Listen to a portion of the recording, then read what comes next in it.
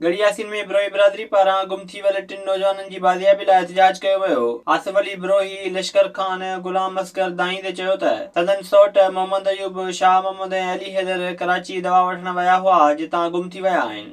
हुननि इल्ज़ाम हणियो त पुलिस संदनि नौजवाननि खे खंबे गुम करे छॾियो आहे। असांजा सौट विया कराची। कहिड़ा?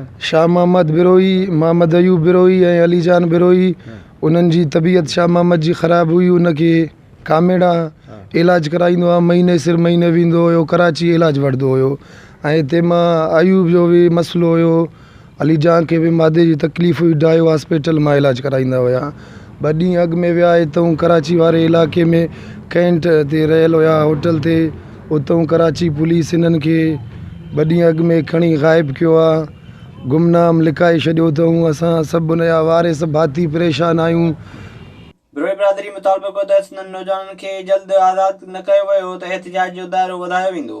विज़िट कयो अवामी आवाज़ मीडिया ग्रुप जी वेबसाइट awamiawaz.pk